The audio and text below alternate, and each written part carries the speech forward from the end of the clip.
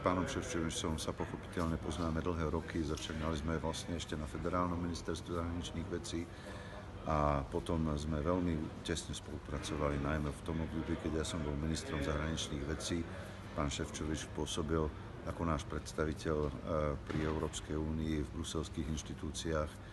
A to bolo veľmi kľúčové obdobie, keď sme vlastne ako vláda štartovali euro, vstupovali sme do schengenského priestoru a všetky tieto veci bolo treba dávať dohromady. A okrem iného samozrejme presadzovať aj naše hospodárske záujmy.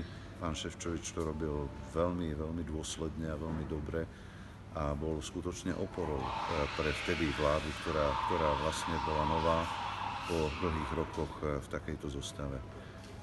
Bol som veľmi rád, keď pán Šefčovič sa dostal ako komisár do Európskej komisie a vlastne tam pôsobil už teraz dvakrát, dve obdobia. A nijak som nepochyboval, mimoriadne ma potešilo, že pán Šefčovič je jeden z najkvalitnejších, najuznávanejších komisárov, členom komisie, podpredseda komisie.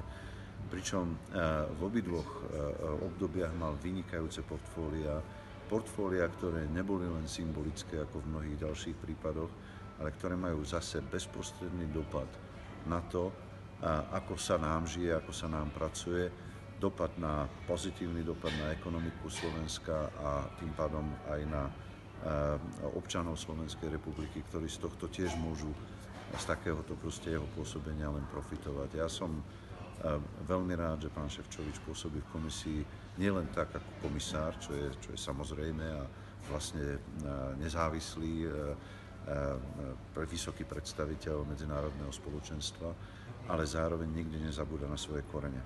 Je to človek, ktorý sa tu narodil, je to človek, ktorý vždycky vidí záujmy Slovenska a slovenských občanov na prvom mieste. A aj keď to robí veľmi korektne, takže neporušuje tie princípy a úzusy Európskej komisii, robí to dôsledne a preto si ho ešte naviac k jeho osobným kvalitám veľmi vážim, pretože je to predstaviteľ Slovenskej republiky a tých by sme mohli mať aj viacej.